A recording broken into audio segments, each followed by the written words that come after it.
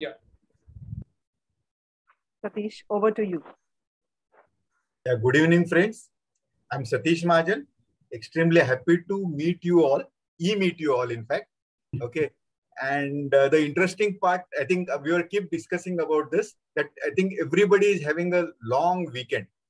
And on the long weekend also, we have such a beautiful presence of the people, which is really appreciable. Correct? Today I think we are going to have some fantastic discussion about cyber security governance. So the topic talks about crisis to governance. Correct? I think crisis we manage. I think we are specialized, IT people are specialized in managing the crisis. Okay. So how can we streamline the crisis is what we are going to learn through our two speakers. Aditya is working with WNS as a head of cyber threat response. And Anil has his own organization and he's a counselor, info counselor. Correct? Today, just to specifically mention that all the efforts are taken care by, I think we have core member who is working with us, Vijaya, then Anil, Shashank, I think what is Kiran, and then I think one more name which is a bit complex to remember. Satish and Srinivasan. No, Satish is here. Okay. Yes, of course you are Satish. So sorry, Srinivasan. And Jagdishwaran. Jagdishwaran. And Srinivas. Okay. So welcome Aditya and Anil. I'll hand over it to Harsh to take it ahead for presentation. And then I think we'll have a good thought about governance, cyber governance. Definitely, Satish. By the way, thank you so much for this wonderful introduction that you have already done. I think most of us over here already know that Satish is an amazing storyteller and a very active member of Cyber Gurukul. In fact, one of the pioneers here. So thank you for that, Satish. And let me also have a special mention of Nitin, who has been helping us out with all the backend operations. So definitely is a foundation for us as well. Thank you, Nitin, for that. And before moving forward, all those who who have been in the session so many times before know the ceremony. We would definitely take this beautiful opportunity now to introduce or rather reintroduce Cyber Gurukul. Cyber Gurukul. It's that modern Gurukul that inspires the constant learning and curiosity. Where being the cybersecurity storytellers and consultants defines our identity. And above all, to enable, engage, empower. This knits our community. So a very good evening to one and all present here. And thank you so much for joining us on the topic of cyber governance in this long weekend. I, Harsh Kaur, let me take the warm privilege to welcome all the core members, extended welcome to the extended family as well. And a special thanks to Mr. Aditya Sarangpani and Mr. Anil Cheplunkar, definitely the cyber heroes and accomplished thought leaders in our industry who have really grappled, had to manage, time from their hectic schedule so that they could grace our platform. So Aditya, Anil, thank you so much. It genuinely means a lot that you've taken out time for us. And we have so much to learn from you today. We are extremely excited. But before we do that, why don't we hear a few words from you? Aditya, let us start with you first. You're on mute. The favorite dialogue. Frequent problem. Yes, frequent problem of the Zoom sessions and remote learning sessions. Definitely. So just to introduce myself, as Satish already said, I am Aditya Sarangpani. I currently am the head of cyber threat response at WNS. And and I would also like to thank Satish who introduced me to Cyber Gurukul. I don't know, quite a couple of years ago when both of us were working with PFS, Satish then PFS. So special thanks to him. And then of course, after that, I've been communicating with Harsh.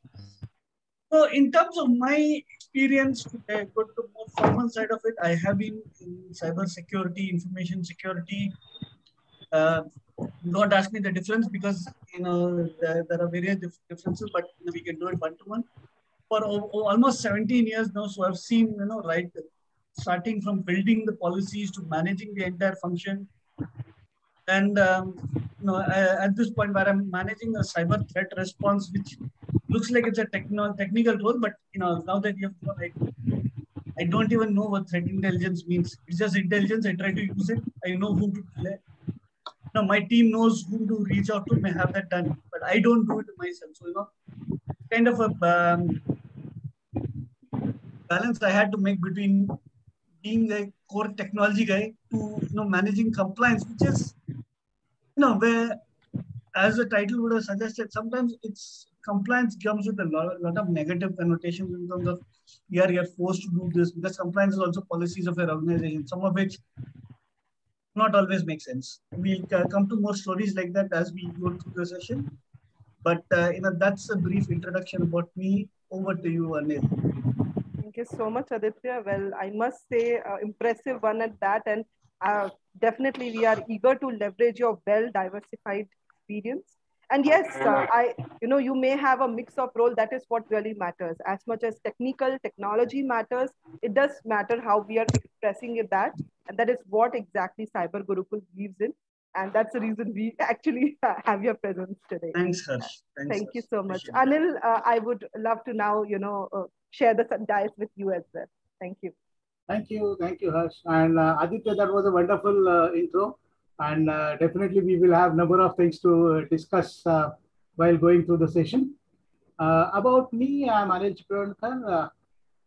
I have close to 38 plus years now in the industry, because I started my career when I was not even legally major. At the age of 17, I started actually my professional career, right from digital electronics, designing circuits, assembling circuits, quality control, and those kind of things, typically in digital electronics. And that time, my passion was probably to go and get into manufacturing of digital equipment. So at my home, I had my PCBs, my ICs, and testing meters, and I used to assemble a number of things somewhere in late 80s. Then I got a chance to work on mainframes. So that time, it was like the Godrej cupboard, huge mainframes. And it was a very interesting phase. Almost 10 years, I got a chance to spend there on mainframes. I worked right from the hardware side of the mainframe up to chip level repair of the CPU board. Then I looked at operating system on mainframes. Then I looked at the database on mainframes. And then I got into programming on mainframes. So practically, I covered everything in almost 10 years in the mainframe area. And then I moved into services industry, where I was again looking at infrastructure communication. Typically, the department was ICT, Information Communication Technology. And there I got introduced a little bit to information security or cyber security, so to say. And from almost 2001, then I dedicated more on cyber security, cyber fraud management, business continuity, and these areas.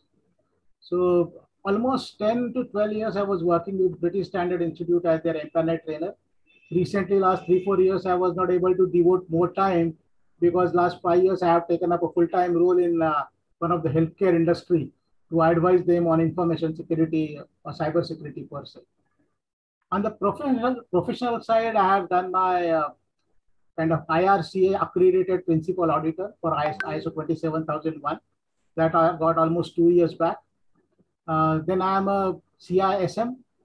I'm a CFE, Certified Fraud Examiner. I'm a certified forensic accounting professional, certified anti-money laundering expert, certified data protection professional, and few other things I have done as kind of knowledge enhancement for the area where I'm working, typically in the cybersecurity space.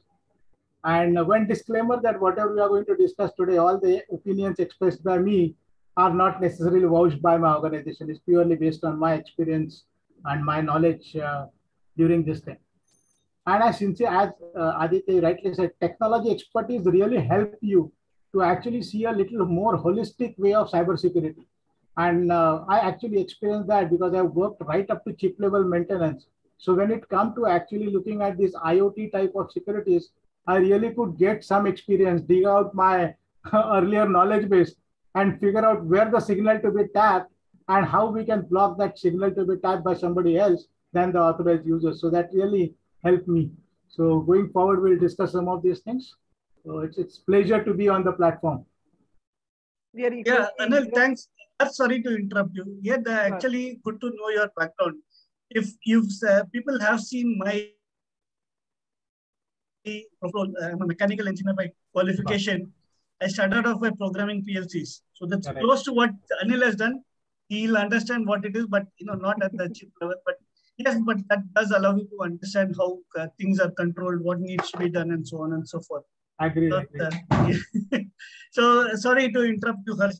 No worries. It's always amazing to see the panelists warm up between themselves. And Anil, I must, mention that I really thought that if you actually continue with your certifications, what you're certified at, session he complete हो जाएगा. So so that's why I thought, let me stop and only the relevant stuff. No. And it's really good to know you as a person, your passion, and how you've evolved. So once again, welcome Aditya and Anil to Cyber Gurukul. And let us get back to you just in few minutes and quickly, set the context before that.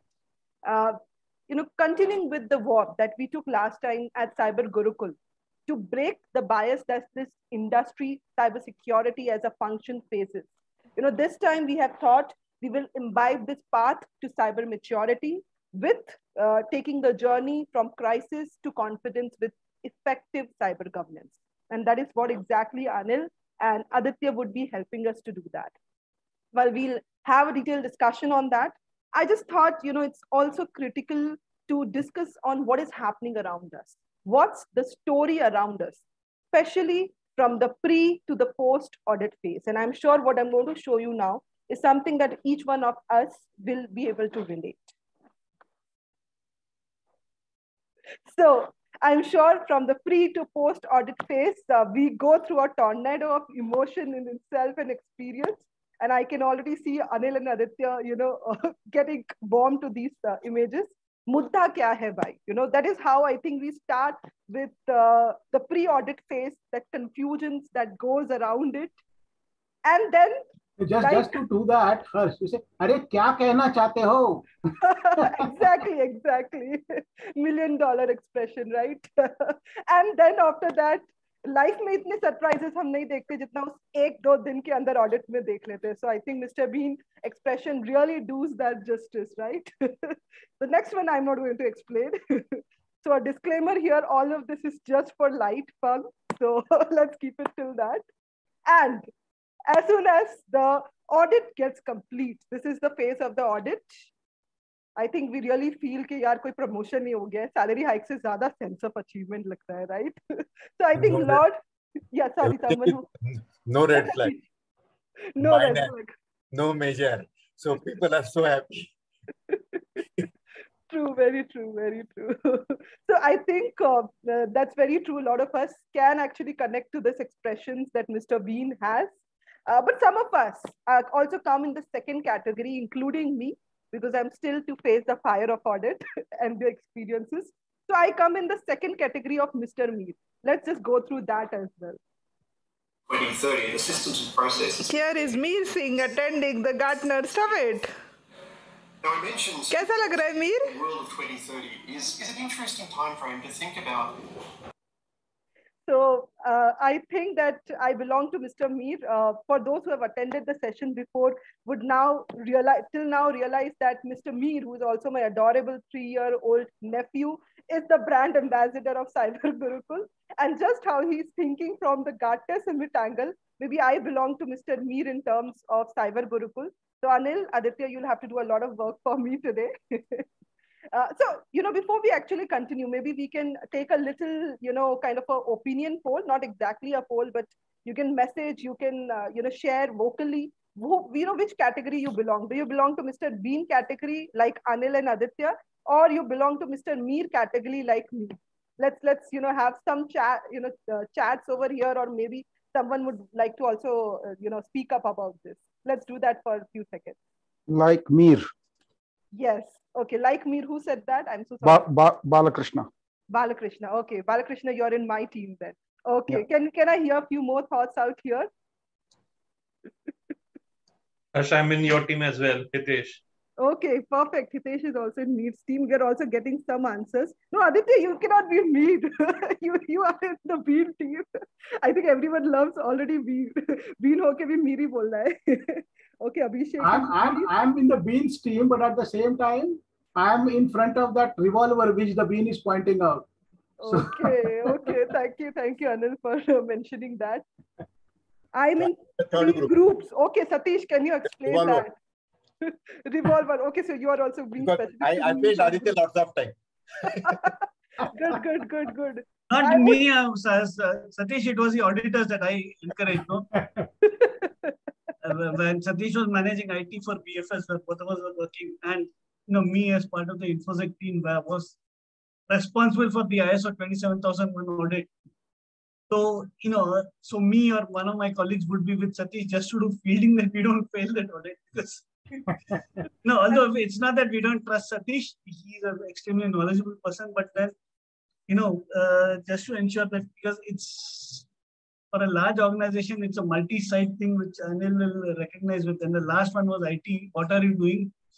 And small points, because IT is centrally managed, and then they completely derail the, whatever fielding you've done before with the auditor.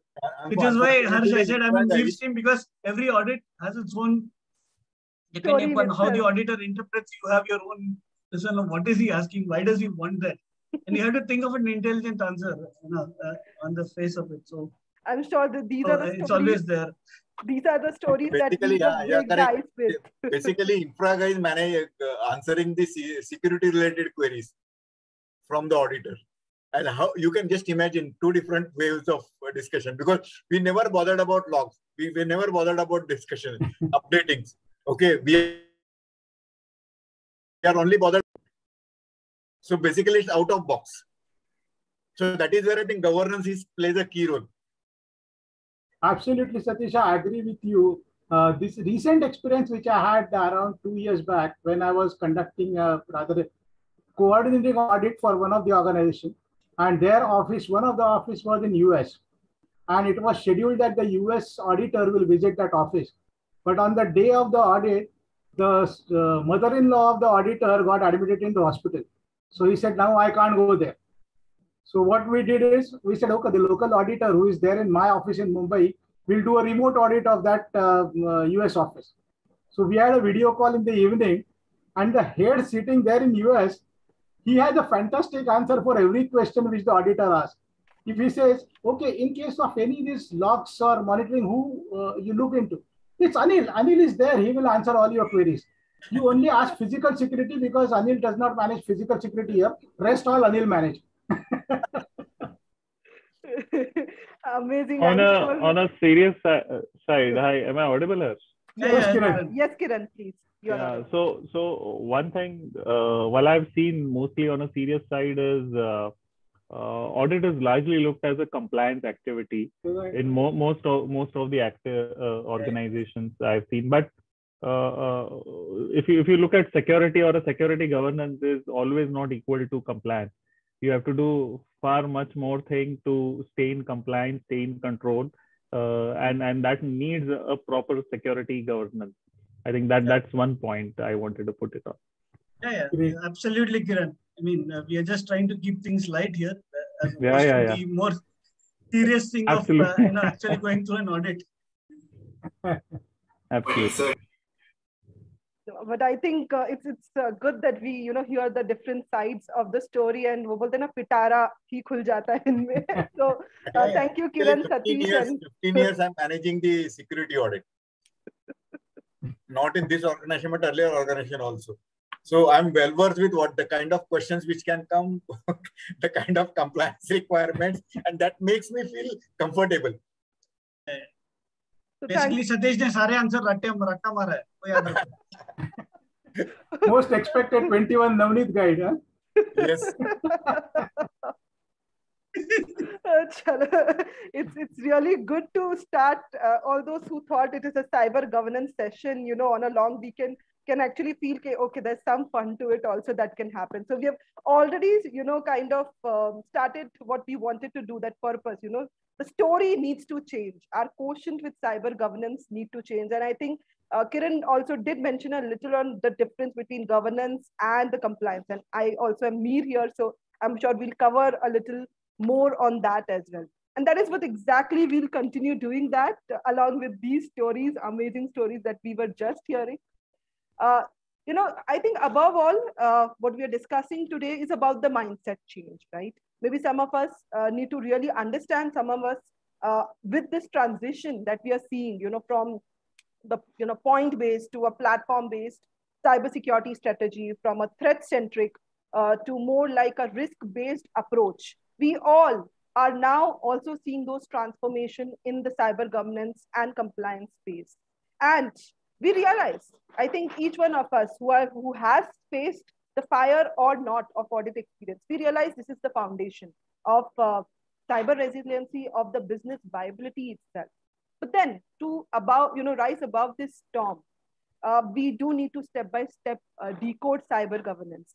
Of course, with some fun like we did now, but also by simplifying it so that we can make it palatable, right? We can make it absorbable because there is a human angle to it.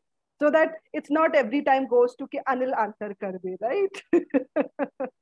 And like we were just discussing, we don't work in silos.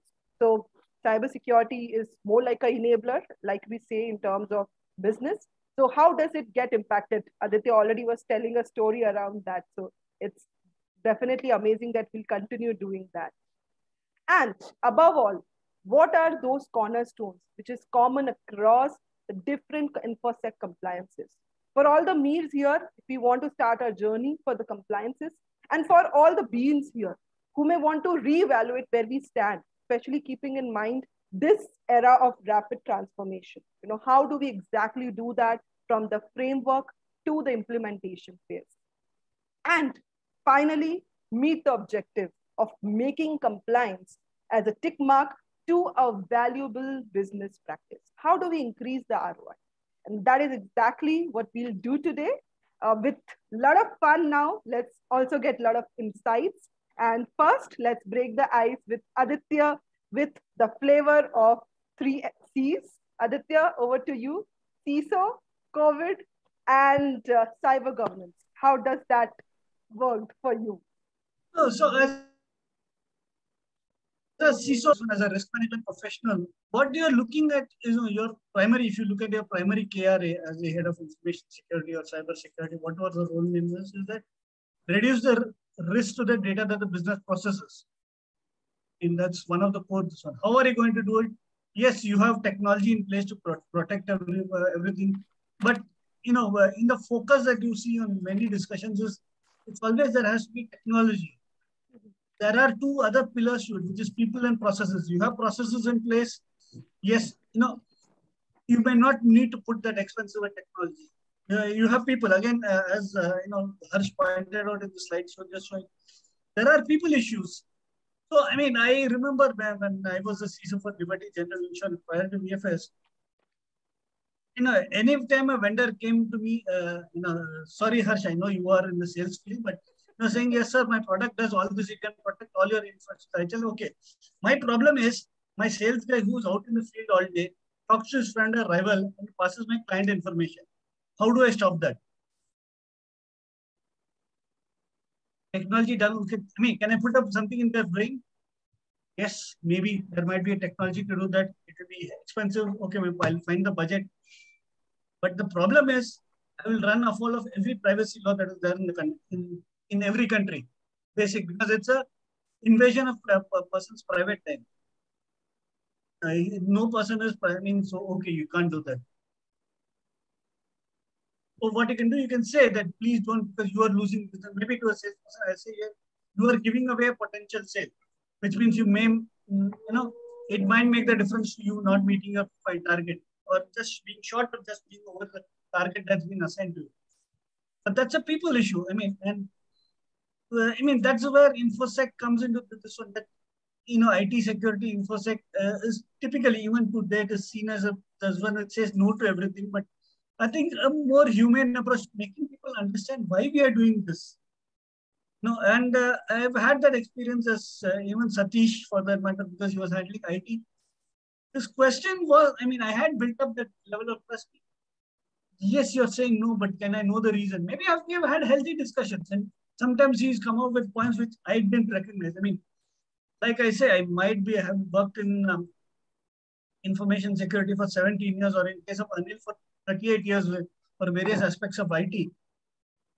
But we are not gods. We do make mistakes. We can have a sensible dialogue between each others. So that is where, it is very important. And sometimes there are things which, as people who joined just when the session started, as I was discussing internally, I mean, not internally, when we were just chatting with Harsh, in that, the malls that we all go to, let me use that example. As per the Indian law, they are classified as factories. And the Factories Act states that for every, I think, about 10 people, there has to be a earthen pot of drinking water. Now, technically, if you go by the letter of the law, all the malls which do not have pots, and mall will have a few thousand people, so you have to have so many pots at the easily accessible location. They are violating the law. But if you go with the spirit of the act, I mean, at that time, yes, it's the law is over 100 years old, so you didn't have these Bisleri cans at that time. You had only earthen pot. And it is actually a sensible law, because in a hot country like India, giving water is expected. I mean, especially if you're working in an environment like a factory which tends to be dusty, hot. But having just water is useful, and it's a good one. It's the first one. But that's a compliance issue, right? If you don't meet that. Now, whether you want to meet it or no, that's up to you. Again, if you say, if you say that this law is all rubbish, a simple example, let me tell you. If you don't have that water, your workers are going to take longer breaks. But they have to go somewhere for water. Or they will stay thirsty, which means they may not be in their best of health at all times, because they have to work maybe 6 days a week. Is it easier to have a pot of water? Yes. Is it an expense? Yes. But is it worth it? Yes. That's where you need to evaluate. And it's similar for any kind of risk. I mean, we can come to any risk and identify what is the impact it has when that event that causes the risk happens, and how frequently can it happen, which is when you understand why you have that risk, why you need to do certain things. Once you have that understanding, you may not have detailed understanding. It will change over time as time changes. But you need to keep that up and understand, and that is when it becomes an enabler. Or then, as someone who says no, that you have to do it this way. But you can have a discussion on whether it really makes sense in that scenario, specific scenario. Because policies or policies don't typically change very frequently. But yes, new things might come in where. Just as an example, I do remember it's with one of the large IT companies we have in India. So when they used to send people to the US earlier, before the .com boom, many of the people who were very happy, kids were very happy to go to the US. I'm talking about the late 80s, early 90s, so before .com boom. But the person never reported. He vanished into the vast expanse of the US.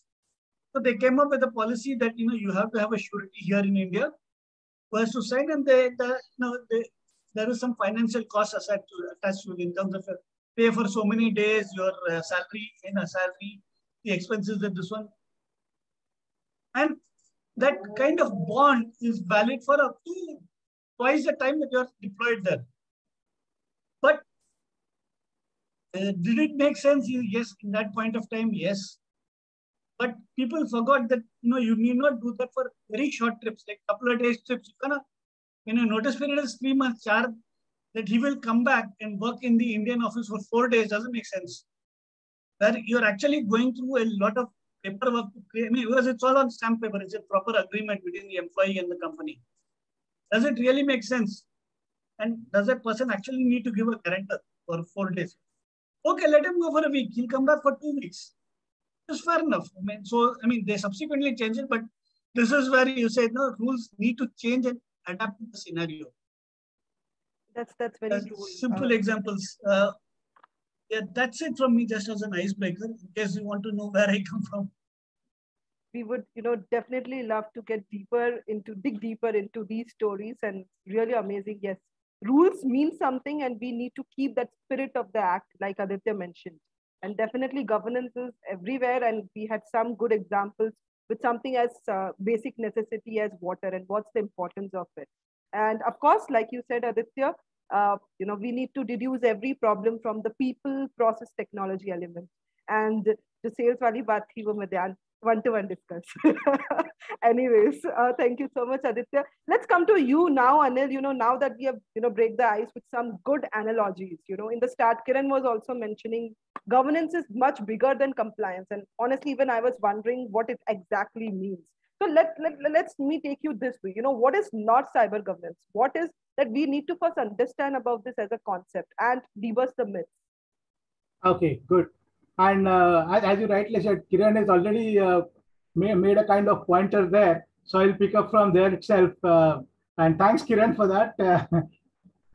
Cyber governance, the word, it is very good. And we people, typically the consultants and all these technology people, we are very good at coming up with all these terminologies that people don't understand.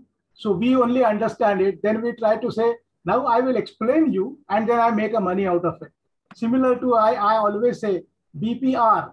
What is that BPR? Business process reengineering. But the person who developed the process, that person only knows how to re-engineer that process because he knows the outcome, what is expected. But now as the big consulting firm, I walk in and I say, okay, this is what it is. Now you need to do a BPR, and I have this service BPR, which will help you to do it. So similarly, governance also, we have come up with these kind of, high-end terminologies, which we try to attempt that normal people won't understand. And then we can try and build on that. That's a revenue line. I'm sorry to say all my consulting friends may be unhappy with me, but that's what my personal opinions, and I openly say this. Right? Now, if you really want to map this governance in an organization to say maybe a country. So if you are looking at a country's governance, there is a government which is supposed to govern the country by setting up different departments. They are giving up their KRAs, trying to set up a process. And all this has to come together to achieve country's objective. Same analogy comes to corporate. In the corporate, there should be the corporate objectives, and the process are set to achieve the corporate objectives. And one of the process in that whole thing is cyber security, and that's where you come up with the cyber security governance. So this is one of the kind of small part in the overall enterprise governance.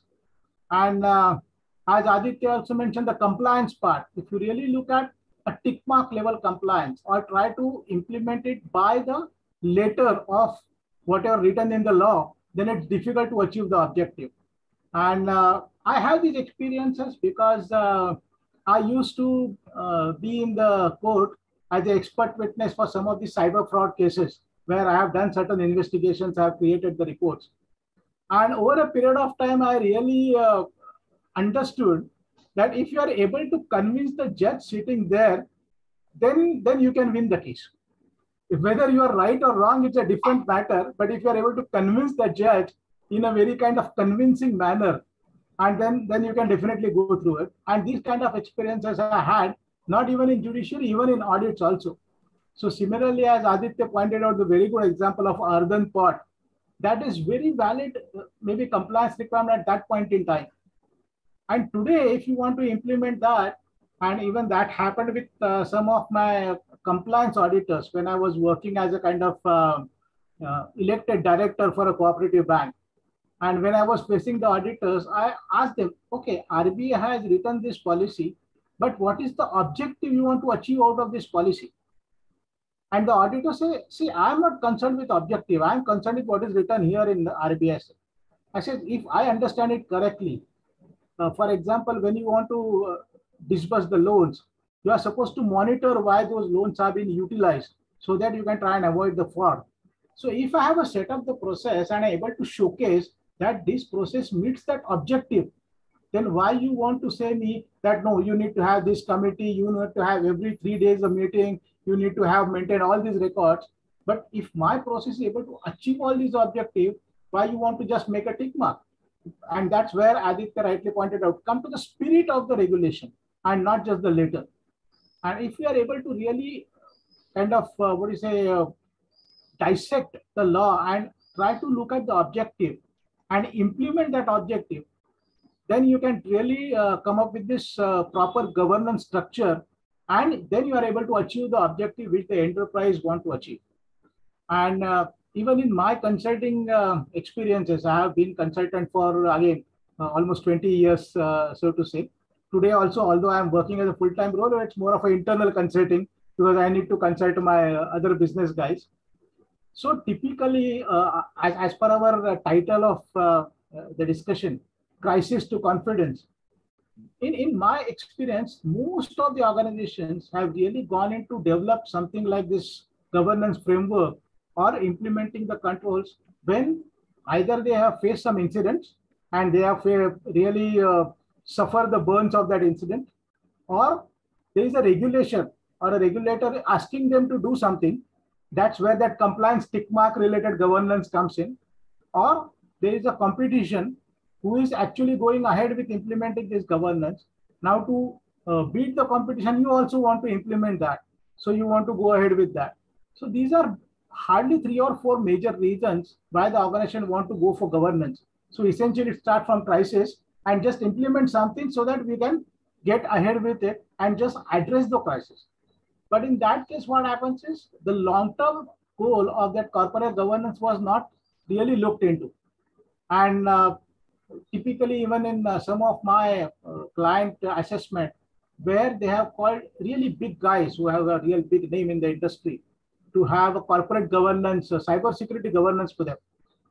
And when I was reviewing it as part of my consulting assignment, I asked certain question to the CEO, said, okay, in your corporate governance, it is written like this. Are you doing this? He said, no. We had just got this done. So now this book is nicely decorated and bound well, properly, graphs and all analysis data. The book is sitting there in the shelf of CEO. And if at all any compliance auditor comes in, have you done a corporate governance or have you done a cybersecurity governance? Yes, this is my framework.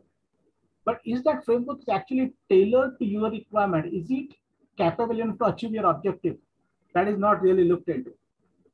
And a very kind of glaring example which I had seen when I was kind of doing or rather helping stock exchange to do their business continuity plan. And when I was looking at their earlier business continuity document, which has been developed by one of the very big name, the first option which they have suggested is create a replica, exact replica of your stock exchange building, minimum 200 kilometers away from this location. So I asked the CEO, is it feasible? Is it practical? Can you create this? Is it a kind of BCP you are looking into? He said, no, we have just created a BCP and nobody actually looked into it. This is there since 3 years, but now you are telling me it is written there. Now I come to know. So that is what happens if one of the picture we have showed Harsh about the people not being aware of what is there in the document, then forget about the next level of implementation. So cyber security governance really has to come from the stakeholders who understand what is the objective they want to achieve out of it. And there are people who are trained on implementing it so that it is capable enough to achieve the objective. That is what this whole cyber security governance is all about. And it has to seamlessly integrate with the enterprise governance. I think Aditya has very good experience of enterprise governance. It is an ocean and you have to really plug the things there. You cannot work in silos. That is where the cybersecurity governance plays a major role.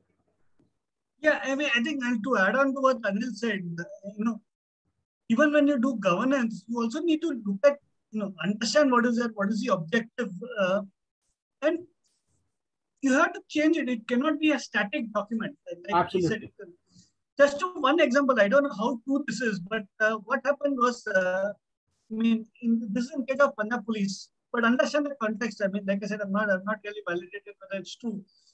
So they, as per their, SOP, if you might see, every police station is supposed to send a weekly or fortnightly update to the head office. And Punjab Police has been there for a few hundred years.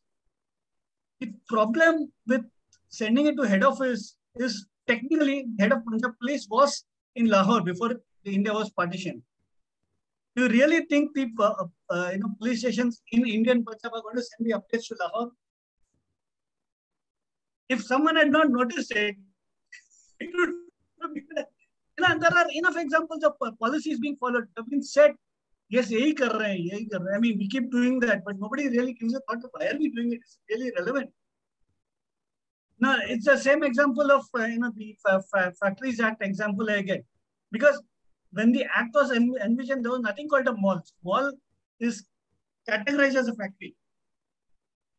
Yes, it used to get updated. And I do know that the current government, the first instant of the current government, they did go through a lot of law which does not make any sense. And I remember even in somewhere in the 90s when Dr. Manmohan Singh was a finance minister, the act which under which excise duty was charged was called the Act for Excise Duty and Salt. Salt duty was, I think, after Dandi March in 1930, was no longer applied. But the actual name of the act and the relevant was, and not the relevant provision, they have already been set, but the name of the act was changed only 65 years later. So, this, I am not sure who came up with, identified that this was is there a salt act? No, so these are things where the point was that we need to have a look at it, which is why typically you will see that at least an annual review of all your policies. Absolutely. Most likely you're not going to make a change. Or at best, some of the stakeholders might have left the organization during the year, you might change that. But I have gone through, even with my previous experience, when I was going through documents, I was just wondering, why do we have this law? The content, the document has been made. And when you go into the fine points of it, sometimes some things don't make sense.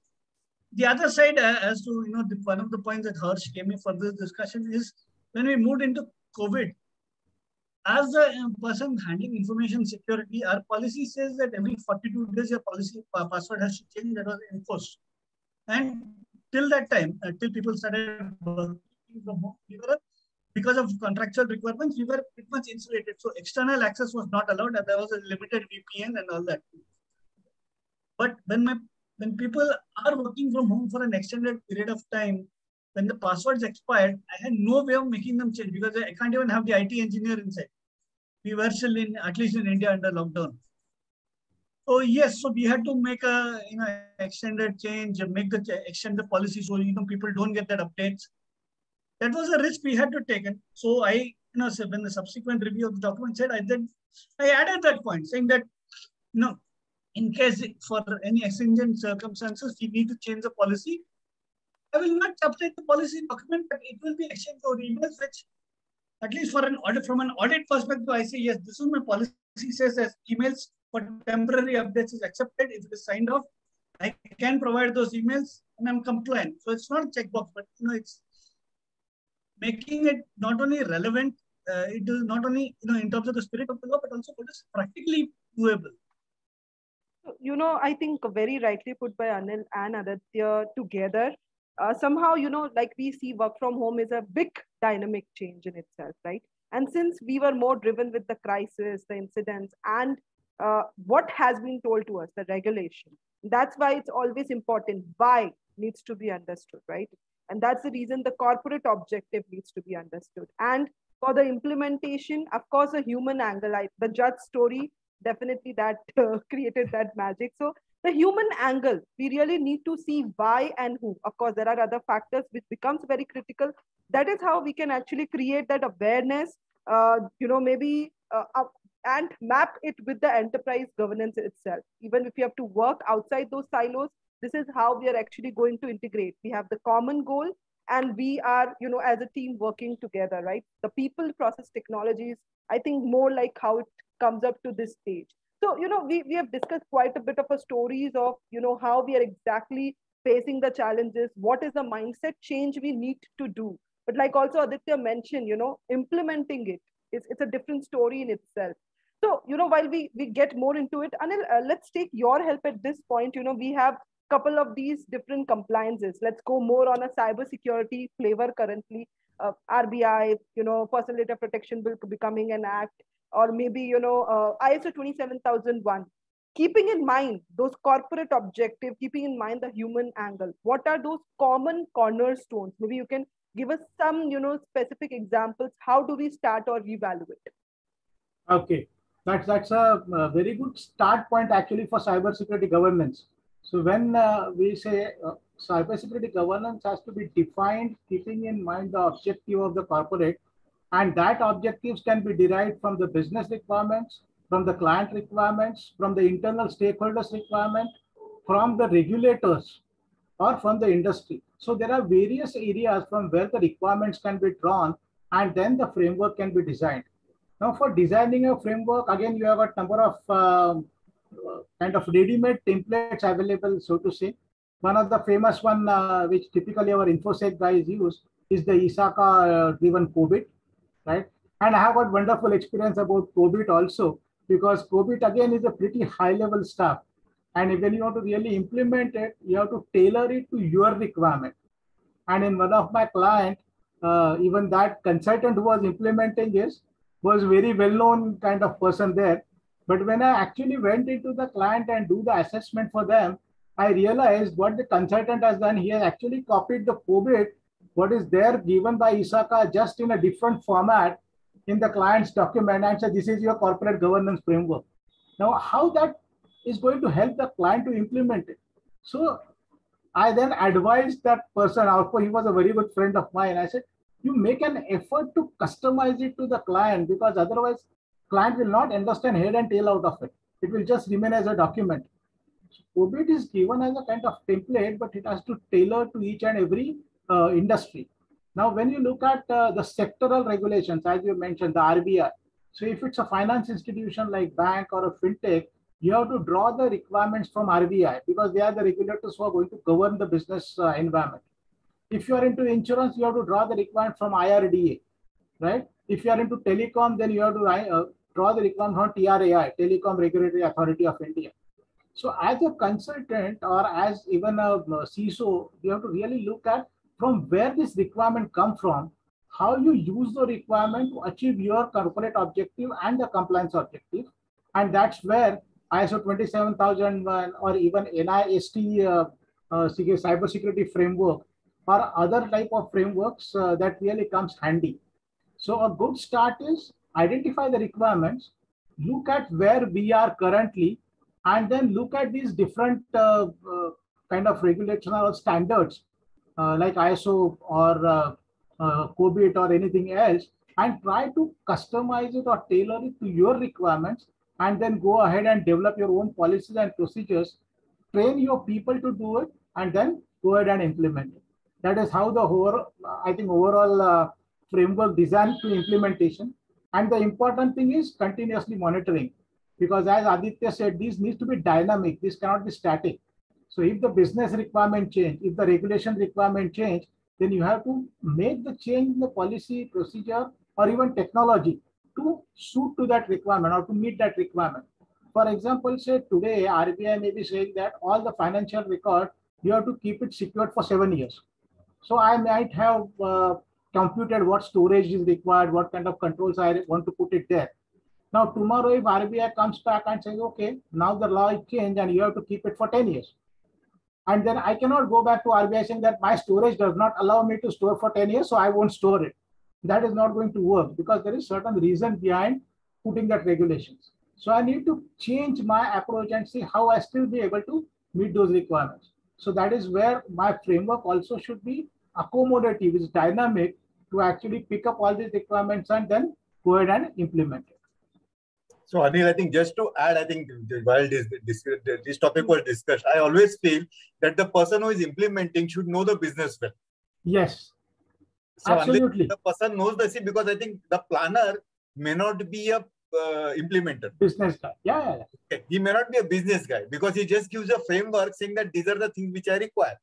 Absolutely. Okay. But the thing is, the implementer has to map those requirements to the framework, and then it has to be implemented. Then it becomes more successful and more friendly. Absolutely, I agree. 100% dot on dot. So definitely, like Anil mentioned, we need to first start with, of course, the bottom line. understanding the requirement through the business, internal stakeholders, industry, client. That is how, that becomes the foundation of your framework and definitely a starting point. We discussed a bit also on the different governances, the compliances out here in terms of ISO or maybe RBI guidelines, and with that, we can actually start to understand where, we are standing so that we can monitor and add, the required technologies or the process elements. So Aditya, what do you think? If we really want to make this a valuable business practice, we have discussed quite a bit of how we have to come out from the tick mark activity, how we have to make it dynamic.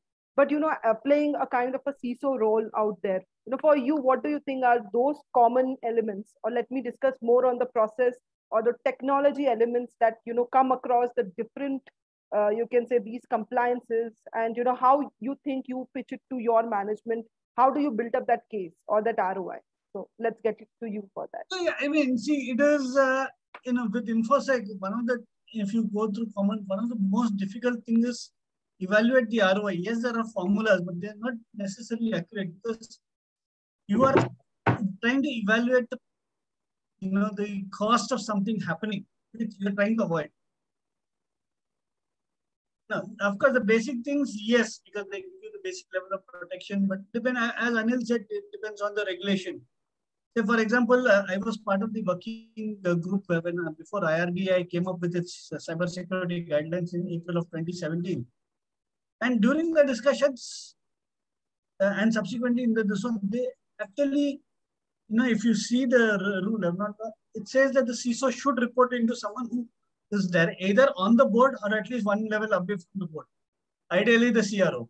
It cannot rotate to the report to the CIO, which I think RBI followed right from RBI as well. The same thing. Now that has a practical.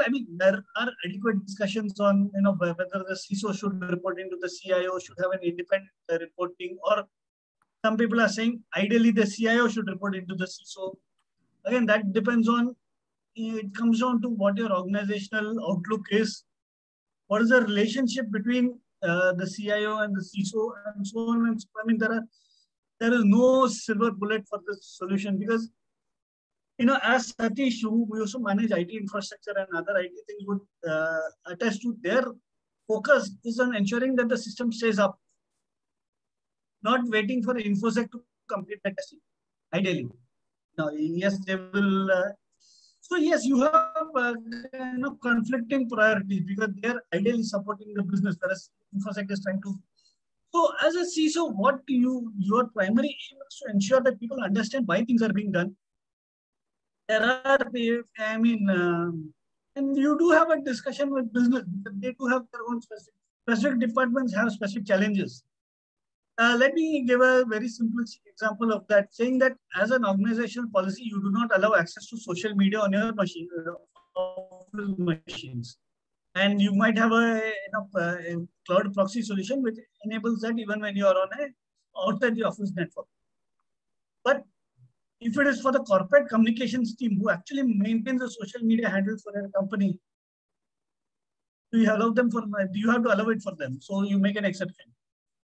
Now, obviously, there is a reason. There is a business reason for that.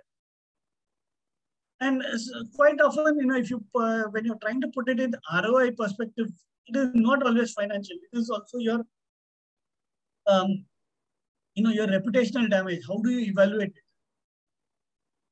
So, when you go for any, and because I handled enterprise risk, when I started with the framework, one of the first things I went was, I of course had a template from a previous engagement. So we said that let's go with this. Let's evaluate. When we are going to make a 5-point scale in terms of what is if a risk event happens.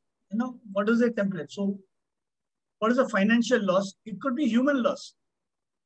Let me put it very simply. If supposing the building that the officers housed in, there was some work, and the ceiling falls off. Yes, there is a financial loss because you have to re-put the ceiling. But if that ceiling component, hopefully it was not concrete, but fell on someone's head, what is the medical cost that you are going to? Because it's going to hit your group medical. If that person is not available, it's going to hit your productivity from that team. And worst case, if that person is dead, What is it? You as an organization, you're spending more time, one, getting a replacement, two, the team is hit because that one person is less. Three, you at least don't want to look at as an organization to look very insensitive, saying, yeah, ठीक है, मर गया, अभी next कौन है? I know that's a very harsh way to think. That is not something you want to see. Third is, yes, what are the compliance failures? You can, what is the cost of compliance failure? I.e. the fines. Again, it's, it is, it quite often is financial, but if you look at the recent example, not recent, but some time ago at HDFC Bank, their entire business line of issuing credit cards was stopped for quite a long time based on an RBI order. So think of the impact to HDFC Bank. Yes, they are not doing more business because they can't send any more credit cards, which is one of the, it's an unsecured loan. So they have a very high interest rate on that. So it's a potential source of income. Two, because this was out in the media, they suffered a reputational loss that the data of customers with HDFC Bank was not very safe, or they didn't have the procedures in place. So, it does become a business imperative. On the other side, again, let me bring, I was with Liberty General Insurance, because it's part of a larger conglomerate, which is based on, not conglomerate, but the US parent, who was a foreign owner, is US based. So one of the requirements was that, many operations, primarily in Europe, if you are ISO 27001 certified, it's a badge of honor.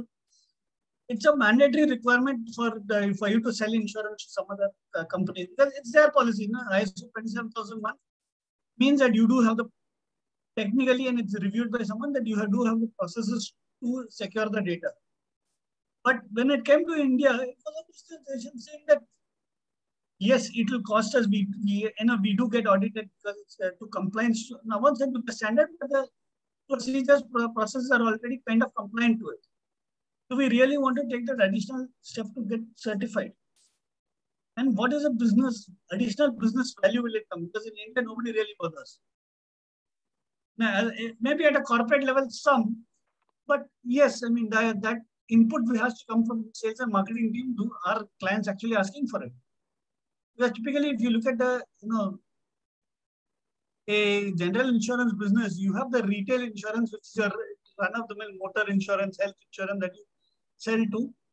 And the other one is your corporate insurance, which typically, if you have been in any corporate, you will know that you are covered by a Mediclaim policy. That Mediclaim policy would be underwritten by some insurer.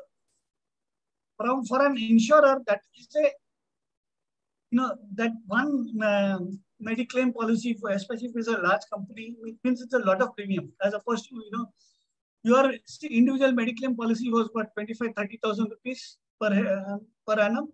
Whereas if I do 100 or maybe 1,000% employer, it's 9 to 10 crores. Single transaction, large value.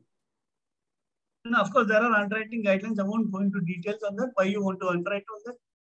So again, that's based on the risk appetite of the company. Insurance basically is one of the ways which you mitigate your risk. On the other side, when people say, yes, I have cyber insurance, something goes wrong. But now if you look at, even the insurers who issue, over the last 2 or 3 years, they have started asking more questions in terms of what the policies, procedures are, how are you implementing them, have you tested them, how relevant was the testing, because that directly impacts either one, whether they insure you or no. Second, what is the deductible that is allowed, which means if you have so much of claim, first this much you are going to pay out of your pocket. If that goes higher, which means you have less insurance. So, that impacts your business directly, or bottom line, or top line directly, because it's an additional expense. And of course, you're paying a much higher premium for a higher deductible, which doesn't make sense. So, it is not really no longer saying, that you don't have a cyber governance process or a cyber compliance process. But this now has started impacting your top line directly, because you're not able to get insurance, which means if something goes wrong, CISO might lose and the team might lose their jobs. That's one aspect of it. But your reputation and the time and effort it requires for you to recover from that is a much larger thing. anyone who works in IT knows if there is an incident, you are literally pulling 2 or 3 people from the front line to attend to that incident. It's a small one. It might be for a couple of hours just to see, whereas they could be doing something more productive. These small things do add up, but if it's a large cyber incident, it's a much larger thing. So many people are involved. So many. No, you literally are managing. You have legal liability. You have, your PR machinery working. You're literally calling them up and doing damage control more than actually ensuring that you send out the positive message. It helps you increase your business. Now, how much will this incident cause a loss of business? Is very difficult to estimate because, it is what is the value you place on your own life. For an organization, it's like that, right? Mm-hmm.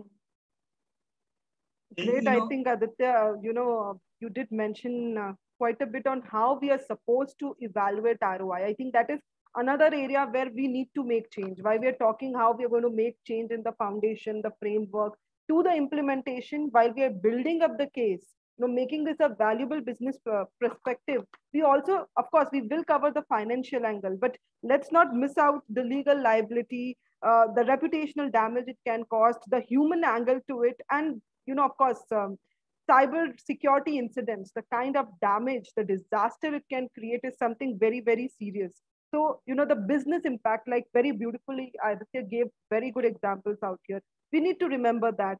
And I think even cyber insurance in this perspective definitely helps out, along with, the every time discussion that we do in Cyber Gurukul about the technology, people, process. So I think that also becomes quite critical. While, we are a little out of time, but we will take few minutes to also answer your questions. So at this point, we have Anil and Aditya available to answer the queries in this very critical area. So Satish, I think you wanted to add something? No, continue. Yes, so let me open up now for the Q&A round. You can use chat boxes or you can raise your hand and unmute yourself. We can unmute you and you can answer, ask your questions up here. By the time people come up with the question, I just can share one interesting stuff when I said that our procedures should be dynamic to adopt the changes in environment. Could be a business environment, could be a market environment, could be security, technology, or even regulation. But at the same time, as Satish also pointed out, as a CISO, you need to actually look into and try to understand what actually is changing, what changes are happening in technology or business or regulation, and how I am able to really meet the compliance requirement from that perspective. Now, I remember a couple of years back, or maybe around 6-7 years back, RBI has come up with a kind of circular saying that we are going to offer our banking customers account number portability. And at that time, I was working as an elected director on a cooperative bank. So I took a liberty by that position to go back and ask to RBI why they want to do this. And I went right up to a pretty high level in RBI in one of the conference. I said, I have certain questions on your recently related circular. Why you want to have account number portability? First and foremost thing is you have not advised the bank what should be your account number structure. So for some banks, it is 16 digit. For some bank, it is 12 digit. For some bank, it is 15 digits. Now, how you want to really say I'm going to have account number portability between a 16 digit number and a 12 digit number, right? And apart from all these other areas, can you tell me as a normal customer, what benefit I can achieve by having account number portability? I understand mobile number portability is required because my communication completely depends on this. So if I'm going to change a service provider, I need not change my mobile number. So that is fair enough. But what account number portability is going to give me a benefit as a customer? Now that person who actually signed the circular from RBI was not able to answer me. And then he said, Anil, I think you have got too many questions. So, and this open forum may not be the right thing. Maybe I will discuss with you personally. And now I think he is retired from RBI. I'm still waiting for that discussion. So regulations always may not really help you. You have to actually digest it, dissect it, and go back if there are questions. I think digest and dissect. This is something I will definitely remember. And of course, it's important to know what is the benefit you can get out of it and the Absolutely. practicality. Let me now, happy to take a question. I think we had received one question. Okay, yes. Just a second. Okay. I have Divyang asking us, what would be the ideal time frame to review policies and procedures? So I'll open up to both of you, whoever wants to answer this. Anil, you want to take that? Okay, as a cyber governance kind of framework, we normally look at once in a year. It's practically common across all. Even there are a number of regulations to specify the frequency, how frequently you need to review it. And typically what we do is in our policies or procedures, we make a provision that if there are any change in regulation, then you have to go back and look at it. Then you can't wait for your annual cycle for review. If there is a serious incident happening in your organization, then you go back and review your relevant policies. You don't wait for that annual cycle. But normally it is once in a year you have to review. If there are any changes, you will be able to notice that. Thank you so much, Anil. I think that does answer Divyang, but Divyang, you can let us know if you still have a query here. So then let me also take the next question that has come up from Anfal. He asked, how CISO to talk to the business as they are non-technical folks who don't understand your security language like risk, threat, vulnerabilities? And Divyang is satisfied with the answer. So yeah, so I'll take that, Harsh. Yes, so Anfal, there are two things. One, the business folks will understand risk because but you need to frame the risk in the way they understand for their line of business. Threat vulnerabilities, don't keep when you're going, say, if you're reporting to the senior management, you don't need to say that these were, it is never a KRA or a KPI to say that these many vulnerabilities are closed. What is the risk due to the open vulnerabilities? And you're not going to, don't get into too many details unless they ask for it. So that's the way you need to look at it from the business impact perspective. Now, always give it from the risk. Like I gave the example. One of the things that IT folks will understand is when you have communication and electric power cables, you should, that's also a requirement, they should always be segregated. Now, the reason for that is normally that because of magnetic interference. It's a purely engineering term. But if you put it, I'm exaggerating, but if you say if you're going to have the magnetic interference, either you're going to lose power or your network will not work, or both. And it can cause a fire, which means you will lose your building. That's a risk. They understand all these factors very well. You don't need to say magnetic interference. You cannot have them separate close by because they will interfere and it will cause your power failures. So that is the way you need to look at it. You need to talk to them in the business line. Like I gave the previous example, if I was talking to the head of marketing or the sales saying that, this is a problem. I'm not going to talk to him saying that your salespeople are talking to their competitors and all that. What I'm saying is you're losing business because your salespeople are talking to their friends who are from other companies, which means simple thing, you're losing business. You're not able to do this business, and you as a whole, as a marketing or sales team, may not meet your targets. That's a risk they very well understand. Let me put it that way. If that person doesn't understand that risk, then there is something else seriously wrong. But again, the best way to go about it is, even if you have to get some technical, you as a person, as a CISO, have to build that level of trust that even what this person says, there has been some thought behind it. Yes, I can challenge you. And one of the ways of building the trust is ensure that you answer them properly. Like I'm trying to do here, I'm trying to keep away from the technology bits. Although people here do understand technology quite a bit. But that is how we need to talk. Just because you are a CISO, you can work with them, talk to them, make them understand. Again, that depends on what risks they face, what are the top 10 risks, how it can impact. Yeah, but at the same time, what happens with risk is that, especially with the InfoSec world, you get into something called FUD, fear, uncertainty, doubt.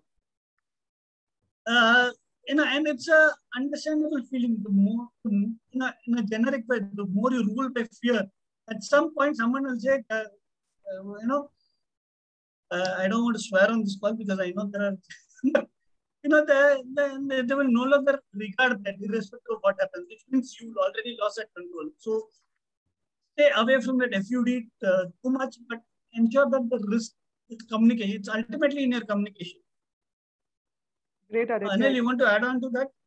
I 100% agree with the very kind of key point which you mentioned. As a CISO, you need to talk a business language which the stakeholder understand rather than getting into too much of technology.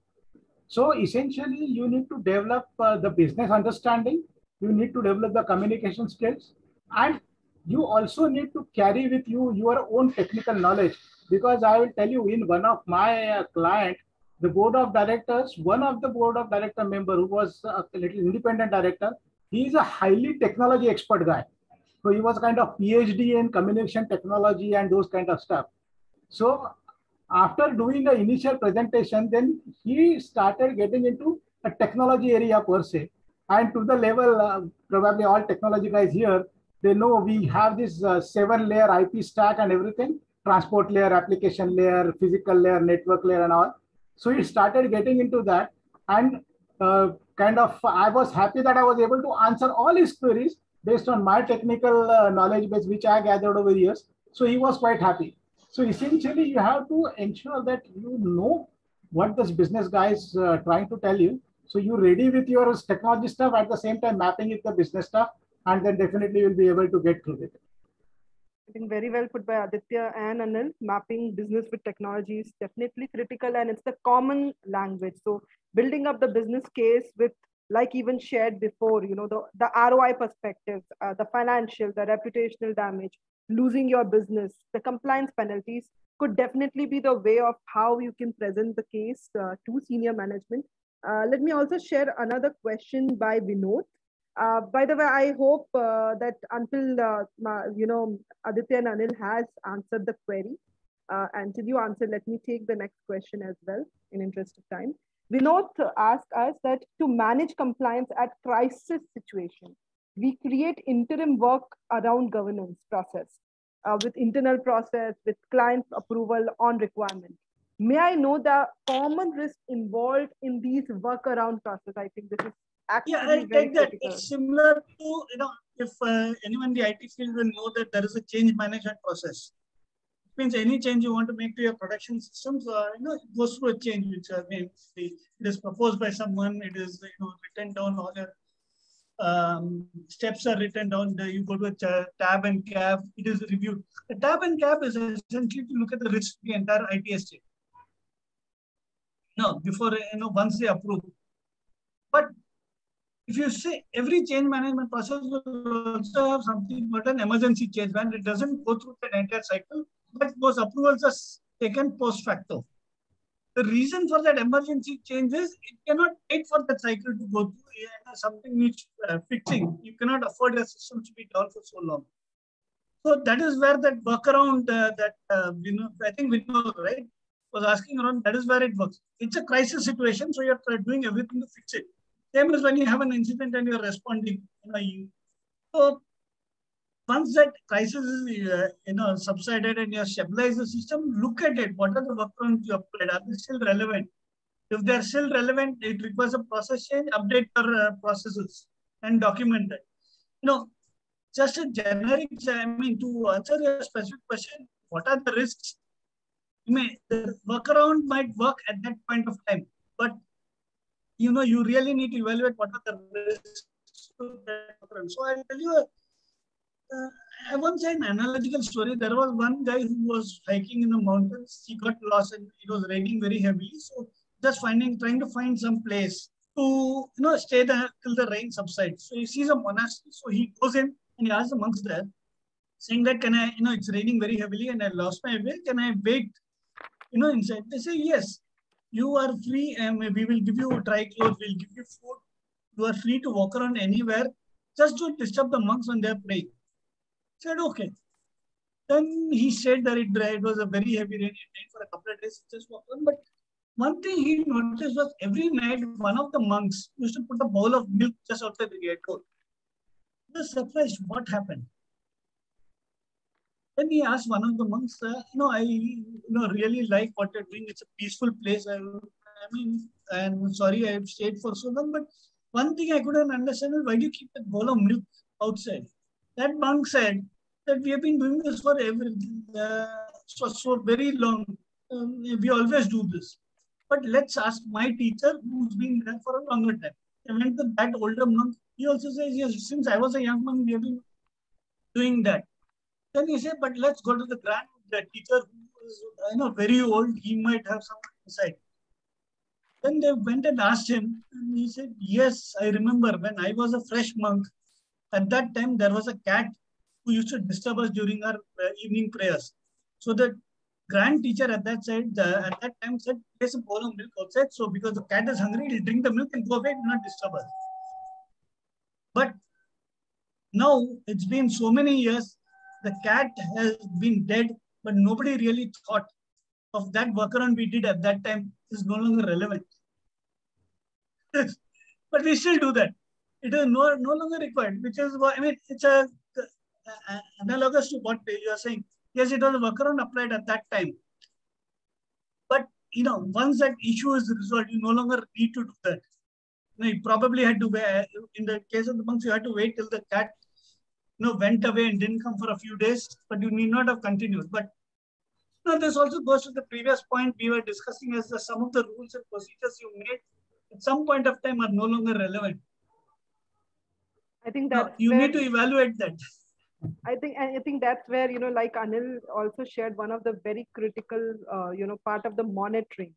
I think that becomes very critical there. And I think, Aditya, you did mention very well about the relevance and how we have to link up to the change management. And like Aditya and Anil both even, mentioned this before, we are not working in silos. So when you talk about cyber governance, it does become part of the enterprise governance as well. I think a very wonderful session packed with a lot of insights and beautiful analogies, making us remind that governance definitely is everywhere. And it has to be followed with that spirit, keeping in mind the corporate objective, the human angle in itself, the business impact. And let's continue doing the digest and dissect portion as well. So thank you so much, Aditya. Thank you so much, Anil, Satish, and all the core members, extended family.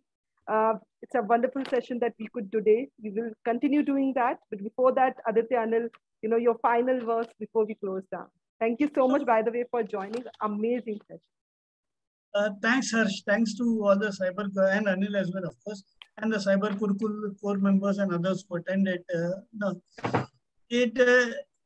Like I said in a previous discussion that I said, compliance is not something that you have a ready-made checklist that you need to follow. Yes, checklists are available, but that you need to really evaluate the checklist. There is because I'm from Tamil, there is a saying, not exactly a saying, but a well-known phrase that we use. So imagine students are in an examination, and a guy behind asks a guy in front, can I just copy? He says, okay. He's copying. What happens? The guy in front, there's a fly flying around, so he just slaps the fly and kills it. The guy behind, he says, okay, this is part of the exam. So he actually catches a fly and kills it. Basically, you're copying like for like. Exactly, you have to use your brains. And I know it's a son, but ultimately compliance is, it's an interesting field if you have because it makes you think, how do I comply with it? And there are, especially with when you go across geographies, there are so many local regulations or local, what they locally follow. There's one more example of where, Harsh, last example is that, in a rural area which was hit by an earthquake, the government stepped in. They said, yes, as part of the because people have lost their houses, we'll rebuild them, with stone and wood and strong houses they can withstand earthquakes. After about 6 or 8 months, the inspector went to see what is the progress of most of the houses are already damaged. What was this one thing? These are supposed to be stable houses. There have been no earthquakes. Why were these houses damaged? So he asked one of the locals. He says, yes, as per our custom, if someone dies in the family, we destroy the house. This is where we had earlier. They did the same thing. Local knowledge, they didn't have. They built concrete houses. The locals did the same thing with even the concrete houses. So, that is where you have to be, I won't say vigilant, but be aware of what is happening. What is the requirement? One more. In terms of when I was going through the IS audit, the auditor was just asking, it was a site in India which says for the fire extinguisher, there is a specific height. I think it's about 5 feet. Anil, just correct me if I'm wrong. Portable fire extinguishers. The reason for that 5 feet is Indians typically are, the average height of an Indian is between 5.5 to 6 feet. So at 5 feet means it's easy for you to pick it up. If it is below 4 feet, it's very low. If it is above 5.5 feet, the shorter people might not be able to pick it up. And especially in a fire, you don't know what kind of person. 5 feet is kind of the ideal height. It is, I think, required by fire laws as well, but nobody really follows it. Again, that's one of the things that we did take a point on that, or observation on that, but that's a good thing you'll learn, because as you go through different, this one, and in our pre-session, I think I give more examples like it to her. I don't want to extend this by giving so many examples, but understand the ultimate point is understand what is there locally, what people understand, what they want to do, how they want to do it.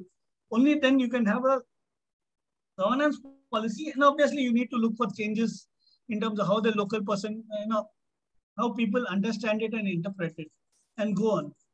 But that's how you, and as our first Prime Minister said, knowledge or learning never stops. Yes, agree, 100% agree. So thanks, Harsh, Satish, Aditya, and all the Cyber Gurukul team and all our wonderful friends on this long weekend sparing time to attend these discussions. Although the cyber governance topic is quite dry, but I think we have good engaging discussions. And as one of this Marathi news channel has a tagline, "Udha dole baga neat," open your eyes and see it carefully. That is what you need to do when you are actually doing this cyber security governance implementation. That's what I want to say. Perfect. Thanks, Anil. Thank you so much, Anil. Thank you so much, Aditya. Satish, one or two lines before we end up. I think what to summarize in this. So I always feel crisis leads to compliance. Crisis leads to compliance. That's the story we need to change. And we'll continue doing I'll tell you the thing. So Anil, you got the name of the channel also. ABP. Okay, amazing. Thank you, Vikas. Perfect.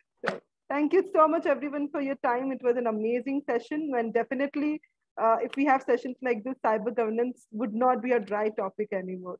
Let's change the story. Thank you so much. Thanks, Take care. Thanks, Bye. everyone. Thanks, Thank you. Thanks, everyone. And have a wonderful weekend. Yes, have a wonderful weekend. Bye.